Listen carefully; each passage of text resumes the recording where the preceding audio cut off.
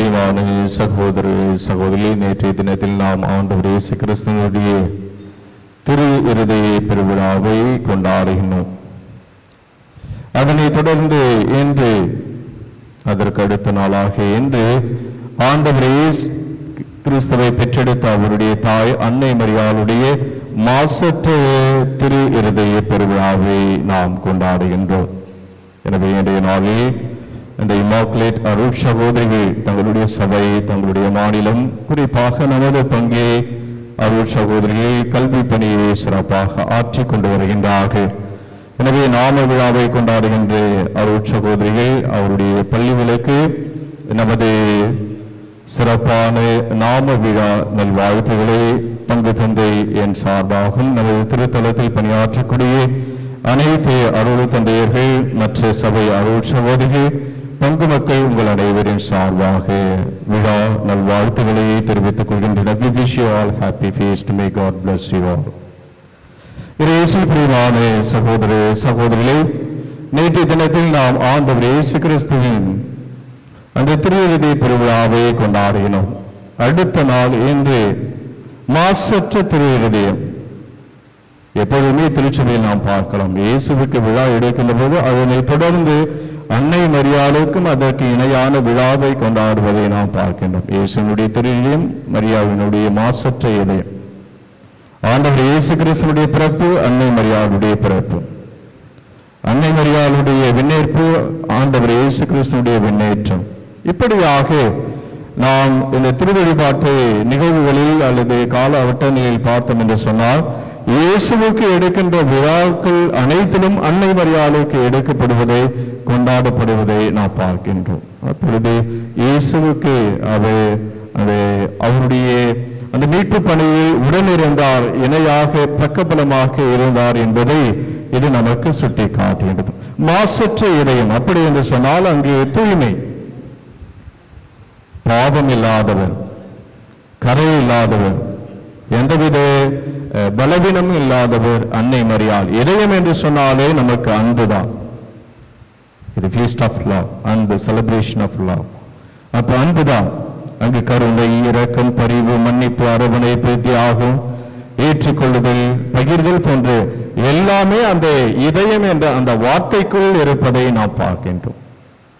மகா அலெக்சாண்டர் ஒரு முறை இந்த ஆசிய கண்டத்தை பிடிக்க வேண்டும் என்று சொல்லி போர் தொடுக்கின்றார். அப்பொழுது போருக்கு செல்வதற்கு முன்பாக தனது படை வீரர்களை எல்லாம் பார்க்கின்றார்.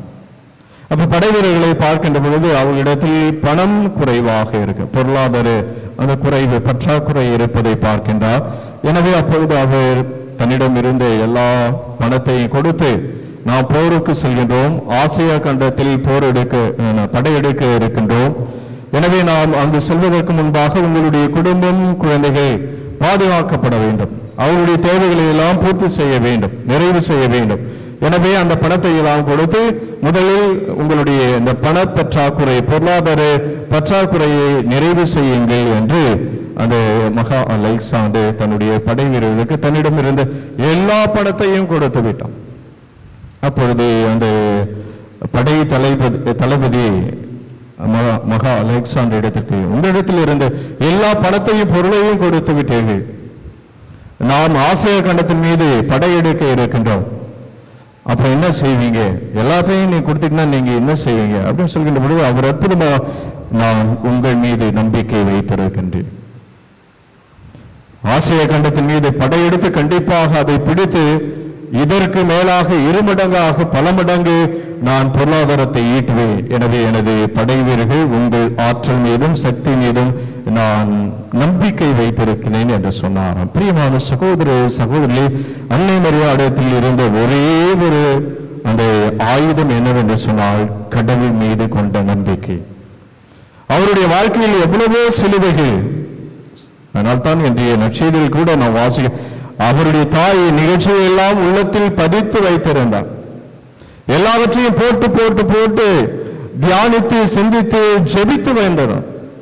தன்னுடைய வாழ்க்கையில் நடந்த எல்லா சவால்களையும், போராட்டங்களையும், தோல்விகளையும், துன்பங்களையும், வேதனைகளையும், கஷ்டங்களையும் அன்னை மரியாள் துவண்டு விடவில்லை, முடங்கி விடவில்லை. மாறாக அன்னை மரியாள் எல்லாவற்றையும் கடவுளிடத்தில் ஒப்பு கொடுத்து ஜெபித்தவர். அன்னை மரியாள் கடவுள் மீது அசைக்க முடியாத இதோ ஆண்டவரின் அடிமை என்று சொன்ன அந்த தாய் கடவுள் மீது நம்பிக்கை கொண்டு வாழ்ந்து ஒரு வீர பெண்ணாக இருக்கின்றார். எனவே இன்றைய நாளில் அந்த மரியாவினுடைய மாசற்ற இதயம், அன்னை மரியா மிக அற்புதமாக அவருடைய இதயத்தை பற்றி நாம் சிந்திக்கின்ற பொழுது அன்னை தெரசா அவர்கள் சொல்வார்கள், அன்னை மரியாளுடைய இதயம் பியூட்டிஃபுல், பியூர் அண்ட் இம்மாக்குலேட்.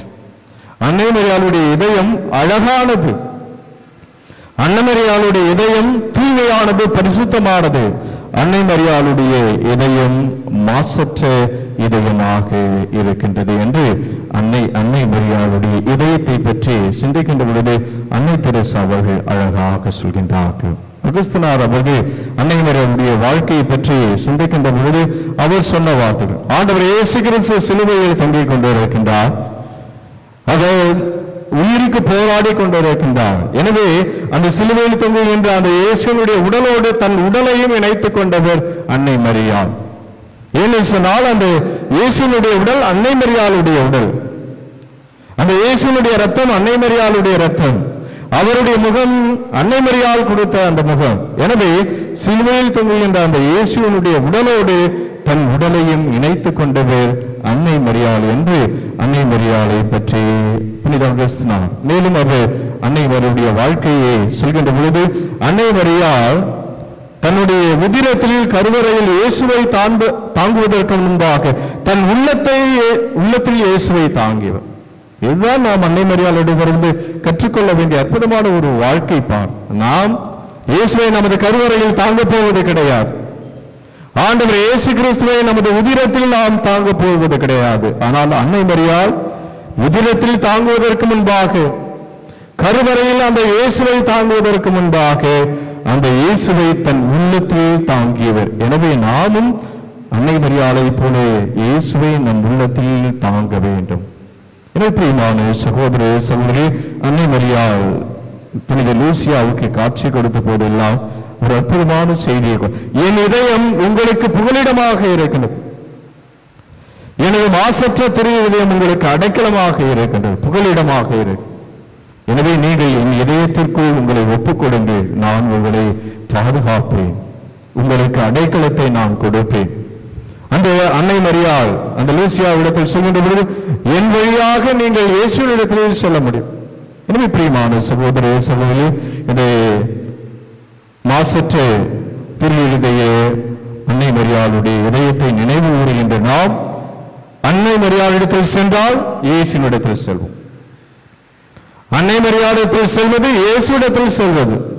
எனவே இந்த உண்மையை நாம் புரிந்து கொள்ள இந்த விழா நமக்கு அழைப்பு கொடுக்கிறது. அதனால்தான் நமக்கு திருச்சபையானது, திரு அவை நமக்கு மிக அற்புதமாக, if you go to Mary you go to Jesus, if you go to Mary surely you go to Jesus. அன்னை மரியாளிடத்தில் செல்வது இயேசுவிடத்தில் செல்வது.